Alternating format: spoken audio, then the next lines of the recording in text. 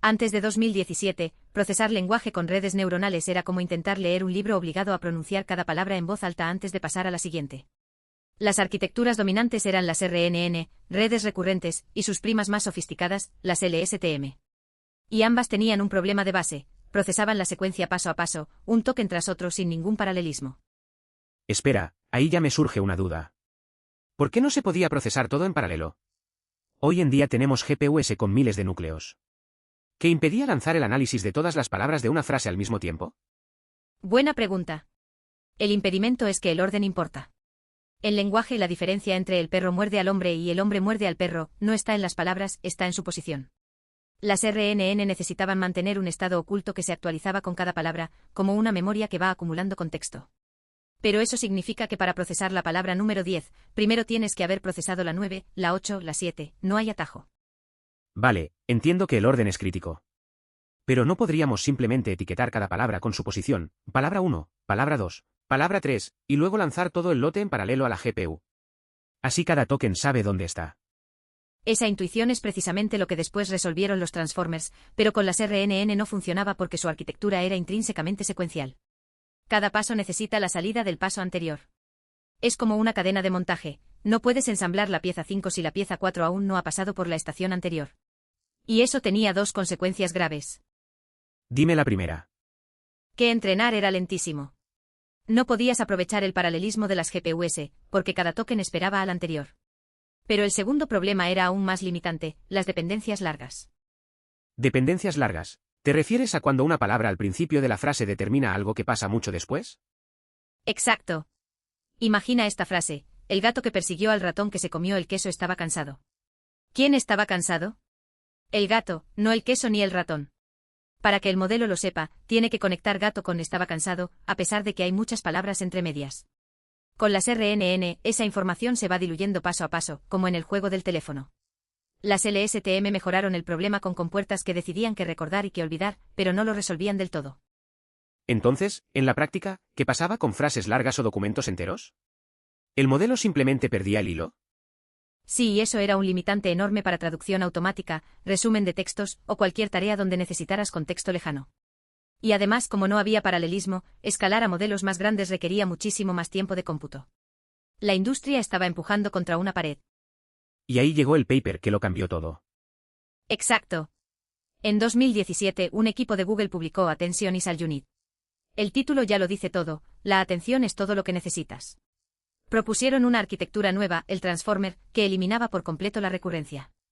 Procesaba toda la secuencia en paralelo y usaba un mecanismo de atención para que cada palabra pudiera mirar directamente a cualquier otra palabra de la frase, sin importar la distancia. O sea, solucionaron los dos problemas de golpe: paralelismo para velocidad y atención para dependencias largas. Claro. Y ese es el punto de inflexión. Todo lo que vino después, BERT, GPT, todos los modelos que hoy usamos, se basa en esa idea. Pero antes de entrar en cómo funciona la atención, quédate con esto: el problema que resolvieron los Transformers era que el lenguaje necesita orden, pero el procesamiento secuencial era un cuello de botella. La solución fue encontrar una forma de respetar el orden sin sacrificar el paralelismo. Vale, me tienes enganchado. Dices que la atención permite que cada palabra mire a las demás. ¿Pero cómo funciona eso exactamente? Porque, mirar, es una metáfora bonita, pero necesito entender el mecanismo. Vamos a ello. Imagina que trabajas en una oficina con 100 archivadores llenos de documentos. De repente alguien entra y te pregunta: ¿cuál es la política de devoluciones para productos electrónicos? Esa pregunta es lo que llamamos una query, una consulta.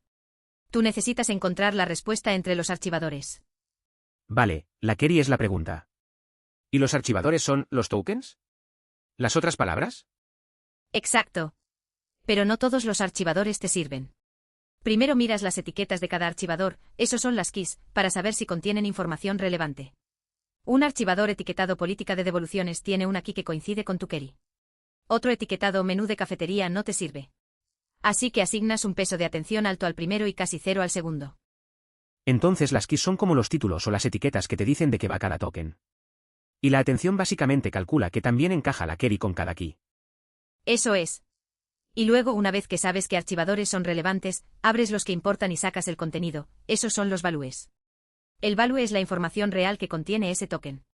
Así que atención es, tengo una query, la comparo con todas las keys para calcular pesos de relevancia, y luego hago una suma ponderada de los values usando esos pesos. El resultado es un vector que representa el contexto relevante para ese token. Ahora entiendo mejor. Y como cada token puede hacer esto con todos los demás al mismo tiempo, ahí está el paralelismo. No hay que esperar a que el estado oculto pase de palabra en palabra. Exacto. En el transformer cada token genera su propia query, su propia key y su propio value a partir de su representación inicial. Luego, en una sola operación matricial, todos los tokens se miran entre sí simultáneamente. La matriz de atención resultante es cuadrada. Para una frase de 10 palabras, tienes una matriz de 10 por 10 donde cada celda indica cuánto debe atender el token y al token J. Y eso resuelve lo de las dependencias largas, porque la palabra gato al principio de la frase puede tener un peso de atención alto directamente con estaba cansado al final, sin importar cuántas palabras haya en medio. Claro. La atención es una conexión directa, no hay pérdida de información por el camino.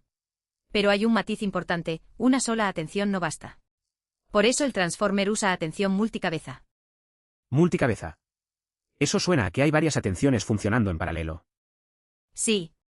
En lugar de tener una única función de atención, tienes varias, normalmente entre 8 y 16, cada una con sus propias proyecciones de query, key y value. ¿Por qué? Porque el lenguaje tiene múltiples tipos de relaciones simultáneas. En la frase el gato persiguió al ratón, una cabeza de atención puede estar capturando la relación gramatical entre sujeto y verbo, otra puede estar capturando la relación semántica entre gato y ratón como depredador y presa, y otra puede estar atendiendo a la posición en la frase. O sea, cada cabeza aprende un tipo diferente de relevancia. Es como tener varios expertos mirando el mismo texto, pero cada uno se fija en algo distinto. Exactamente. Luego las salidas de todas las cabezas se concatenan y se pasan por una capa lineal para combinarlas. Esto le da al modelo mucha más capacidad expresiva. Un solo cálculo de atención sería como tener un solo foco de luz iluminando todo, ves lo principal, pero pierdes matices. Con múltiples cabezas, tienes varios focos desde distintos ángulos y ves la escena completa. Vale, entonces la atención multicabeza permite capturar relaciones complejas y simultáneas. Y todo esto se puede calcular en paralelo con matrices. Pero una cosa, cuando dices que cada token genera su query, key y value, ¿de dónde salen esos vectores inicialmente? Buena observación. Al principio cada token se representa como un vector de embedding, una representación numérica de la palabra, más una codificación posicional que le dice al modelo en qué posición de la frase está. Luego ese vector se multiplica por 3 matrices de pesos aprendidas, una para query, una para key, una para value, y se obtienen los 3 vectores. Esas matrices de pesos son justamente lo que el modelo aprende durante el entrenamiento. Entonces, resumiendo para ver si lo tengo claro, la atención permite que cada token calcule, en paralelo, qué información del resto de tokens es relevante para él, usando una comparación entre queries y keys para ponderar values. Y al hacerlo con múltiples cabezas, el modelo captura distintos tipos de relaciones a la vez. ¿Me he dejado algo? Lo has clavado. Y con eso ya tienes el ingrediente secreto de los transformers. Todo lo demás, el encoder, el decoder, las capas de normalización, son mecanismos alrededor de esta idea central. Pero la atención es el corazón. Vale, entonces tenemos este mecanismo de atención que es el corazón. Pero el transformer original no es solo atención, ¿no? Hablabas de encoder y decoder. ¿Eso qué es exactamente? El transformer original tiene 2 bloques diferenciados. El encoder es el bloque que lee y procesa el texto completo de entrada. Su trabajo es construir una representación rica de cada palabra en su contexto, sabe qué palabras van antes y después, porque su atención es bidireccional.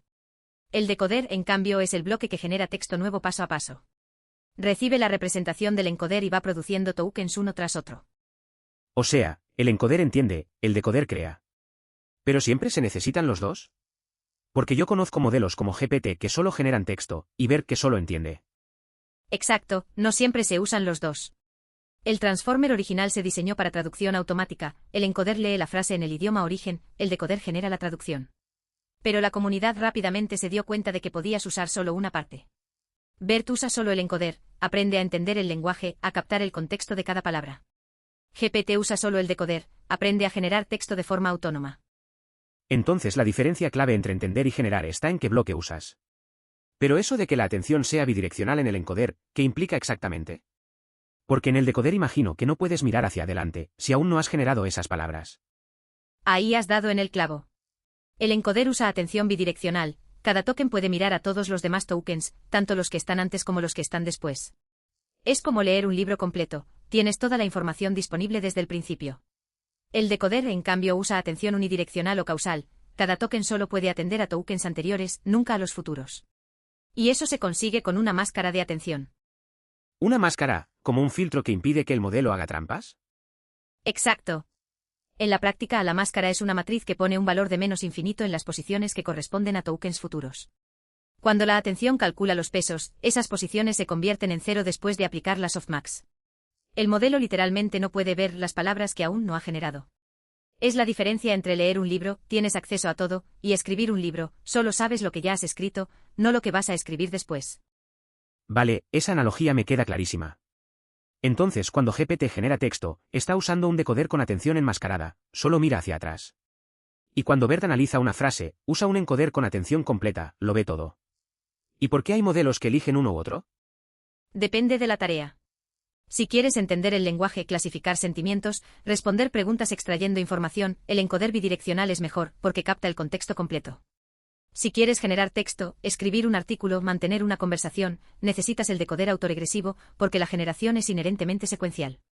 Y hay modelos como T5 que usan encoder y decoder para tareas donde transformas una secuencia en otra, como traducción o resumen. Entonces la arquitectura no es una decisión arbitraria.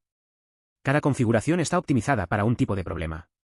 Y el transformer original ya contenía ambas piezas, pero la flexibilidad está en que puedes usar la que necesites. Exactamente. Y esa flexibilidad es una de las razones por las que los transformers se han convertido en la arquitectura dominante. Un mismo mecanismo de atención, adaptado con máscaras y con la elección de encoder o decoder, resuelve desde entender textos hasta generarlos. Vale, entonces tenemos claro el mecanismo de atención y cómo se organiza la arquitectura en encoder y decoder. Pero una cosa me da vueltas, ¿cómo aprenden realmente estos modelos? Porque hasta ahora hemos hablado de matrices de pesos que se aprenden, pero no de cómo se aprende. Buena pregunta. Y aquí llegamos a lo que realmente diferencia a los transformers de todo lo anterior, el preentrenamiento. La idea es brillantemente simple, le das al modelo cantidades masivas de texto, todo Internet, libros, artículos, y le pides que prediga palabras. Eso es todo. ¿Cómo que predecir palabras? ¿Como un juego de completar el espacio en blanco? Exactamente eso. Pero con dos variantes principales. En los modelos tipo BERT, se enmascaran aleatoriamente algunas palabras de una frase, por ejemplo, el gato mascara al ratón, y el modelo tiene que predecir qué palabra va ahí. En los modelos tipo GPT se predice la siguiente palabra, le das el gato persiguió y tiene que predecir al. Es un aprendizaje autosupervisado, no necesitas humanos etiquetando datos, porque la propia palabra que falta es la etiqueta. Entonces es como aprender por inmersión total. El modelo lee cantidades ingentes de texto, y sin que nadie le explique reglas gramaticales ni nada, empieza a captar patrones. Suena a cómo aprendemos los humanos de niños, ¿no? Hay paralelismos, sí. Un niño no aprende gramática explícita, sino que escucha millones de frases y deduce las reglas. Pero aquí la escala es brutal. Hablamos de modelos con cientos de miles de millones de parámetros, cada uno es un pequeño número ajustable que almacena conocimiento, entrenado sobre terabytes de texto, durante semanas enteras en clústeres de supercomputadores. Espera, parámetros. Dices que cada parámetro es un número ajustable. ¿Cuántos hay exactamente en un modelo como GPT-3 o el último de Google? GPT-3 tiene 175.000 millones de parámetros. Modelos más recientes como Palm de Google llegan a 540.000 millones. Y cada uno de esos parámetros se ajusta durante el entrenamiento para minimizar el error en la predicción de palabras. Es como tener 175.000 millones de diales que giras ligeramente con cada ejemplo de entrenamiento para que la siguiente predicción sea un poco mejor. 175.000 millones de diales. Y se entrenan sobre terabytes de texto. ¿Cuánto texto es eso exactamente? Porque, terabytes, suena grande, pero quiero dimensionarlo. Imagina la Biblioteca del Congreso de Estados Unidos. Tiene unos 170 millones de documentos. Pues los datasets de entrenamiento suelen ser varias veces ese tamaño. Con Moncrol, uno de los datasets más usados, contiene petabytes de páginas web. Estamos hablando de entrenar al modelo con prácticamente todo el texto público disponible en Internet. Y durante semanas en supercomputadores. ¿Qué significa eso en coste? Porque me imagino que no es barato. No, no lo es. Entrenar GPT-3 se estima que costó varios millones de dólares solo en electricidad y uso de hardware. Se necesitan miles de GPUs o TPUs funcionando 24/7 durante semanas. Pero aquí está la clave, ese coste enorme se paga una sola vez. Una vez que tienes el modelo preentrenado, puedes usarlo para muchísimas tareas, o ajustarlo con un coste mucho menor. Vale, entonces el preentrenamiento es la fase masiva donde el modelo adquiere conocimiento general del lenguaje y del mundo. Aprende gramática, hechos, asociaciones, estilo, todo a partir de predecir palabras. Exacto. Y eso es lo revolucionario. Antes de los Transformers, cada tarea, traducción, resumen, análisis de sentimiento, requería su propio modelo entrenado desde cero con datos etiquetados. Ahora tienes un modelo base que ya sabe muchísimo sobre el lenguaje, y luego lo especializas con una fracción del esfuerzo. Pero ojo, sabe, entre comillas, ¿no? Porque no es un conocimiento consciente como el nuestro. Por supuesto. El modelo no entiende lo que dice en el sentido humano. Ha aprendido patrones estadísticos, qué palabras tienden a aparecer juntas, qué estructuras sintácticas son probables, qué información suele seguir a qué contexto. Pero ese conocimiento estadístico es sorprendentemente útil. Cuando le pides que complete la capital de Francia ha visto suficientes veces esa secuencia como para asignar alta probabilidad a París. Entonces el preentrenamiento es como la educación general del modelo. Y luego viene el fine tuning para convertirlo en un especialista. ¿Pasamos a eso? Sí, pero antes déjame subrayar algo. El preentrenamiento es la razón por la que estos modelos funcionan tan bien. No es magia, es escala. Escala en datos, escala en parámetros, escala en cómputo. Y el mecanismo de atención hace posible escalar porque es paralelizable. Sin atención, no podrías entrenar un modelo de 175.000 millones de parámetros en un tiempo razonable. Vale, entonces tenemos este modelo mastodóntico que ha aprendido a predecir palabras leyendo medio Internet. Pero cuando yo uso ChatGPT, no le pido que complete espacios en blanco. Le pregunto cosas, le pido que resuma textos, que escriba código. ¿Cómo se pasa de predecir palabras a ser útil de verdad? Ahí entra el fine tuning. El modelo preentrenado es como un chef que ha dominado la cocina general, sabe cortar, sabe técnicas de cocción, conoce ingredientes, ha probado miles de platos. Pero si le pides que cocine cocina japonesa auténtica, necesitará especializarse. El fine tuning es exactamente eso, tomar ese chef generalista y entrenarlo con datos específicos de cocina japonesa, recetas, técnicas, platos concretos, para que se convierta en un experto. O sea, el conocimiento general ya lo tiene del preentrenamiento. El fine tuning solo le enseña el formato y el estilo de la tarea concreta. ¿Pero cuántos datos etiquetados necesitas? Porque etiquetar datos es caro y lento. Esa es la clave, necesitas muchísimos menos que si entrenaras desde cero. Para una tarea específica con unos pocos miles de ejemplos bien etiquetados puedes obtener resultados excelentes. El modelo ya sabe gramática, vocabulario, razonamiento básico. El fine tuning solo le enseña el formato de salida que esperas. Por ejemplo, para entrenar un modelo que responda preguntas sobre atención al cliente, le das pares de pregunta-respuesta de tu negocio. El modelo ya entiende el lenguaje, solo necesita aprender cómo quieres que responda en tu contexto. Entonces es transfer learning puro. El conocimiento se transfiere de la tarea masiva de predecir palabras a la tarea específica. Pero he oído hablar de una técnica más avanzada llamada RLHF. ¿Eso qué es? RLHF son las siglas de Reinforcement Learning from Human Feedback, aprendizaje por refuerzo con retroalimentación humana. El fine tuning básico solo necesita ejemplos de lo que quieres que haga el modelo. Pero a veces eso no basta para alinear el comportamiento del modelo con lo que los humanos consideramos útil, seguro o educado. Con RLHF, después del fine tuning inicial, humanos evalúan las respuestas del modelo, las puntúan, y el modelo aprende a maximizar esa puntuación.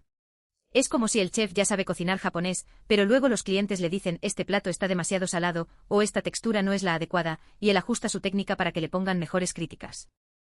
Ah, entonces RLHF es lo que hace que ChatGPT no te responda como un robot frío o no te dé instrucciones para hacer algo peligroso. Es el paso que alinea el modelo con lo que esperamos de él. Exacto. Y es un proceso iterativo, recoges feedback humano, actualizas el modelo, vuelves a evaluar. Así es como estos modelos han pasado de ser curiosidades técnicas a asistentes realmente útiles. El preentrenamiento da la base de conocimiento, el fine tuning lo especializa en la tarea, y RLHF lo refina para que sea agradable y seguro en la interacción. Entonces el flujo completo sería: preentrenamiento masivo con texto sin etiquetar para que aprenda lenguaje, luego fine tuning con datos etiquetados para la tarea concreta, y opcionalmente RLHF para pulir el comportamiento. Y lo interesante es que el coste enorme solo está en el primer paso, los otros dos son mucho más accesibles. Claro. Y eso democratiza el acceso. Una empresa no necesita entrenar su propio GPT desde cero. Toma un modelo preentrenado de código abierto, hace fine tuning con sus datos, que pueden ser solo unos pocos cientos de ejemplos, y obtiene un asistente especializado para su dominio. El fine tuning es el puente entre el conocimiento general y la utilidad práctica.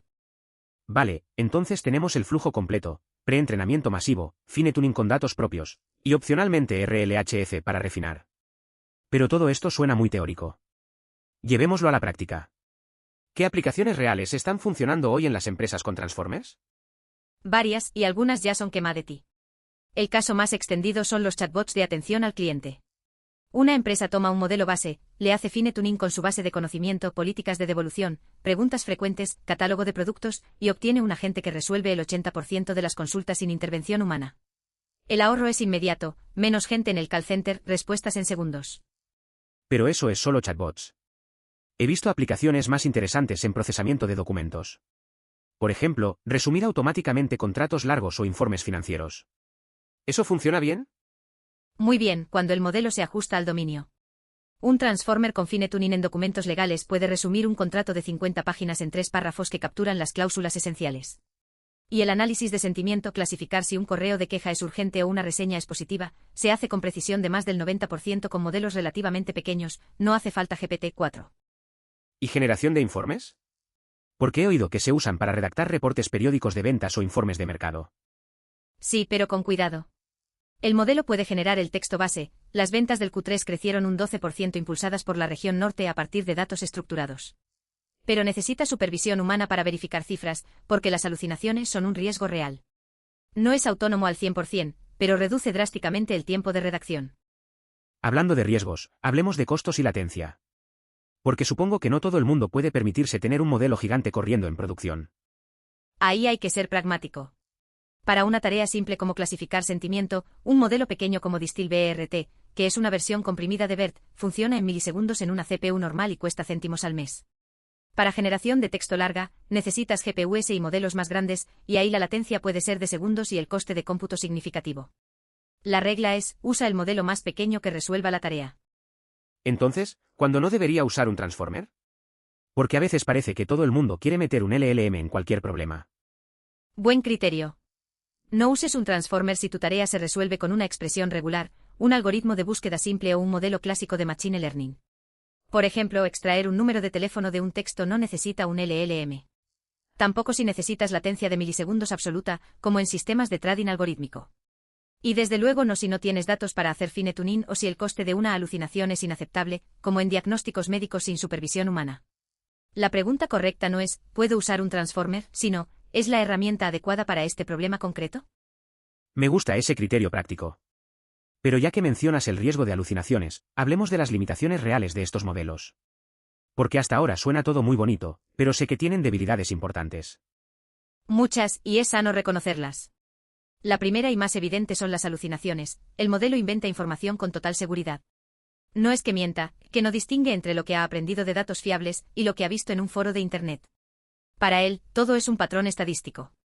Si le preguntas por un evento histórico que no existe, te va a dar una respuesta con fechas, nombres y detalles, todo falso pero redactado de forma convincente.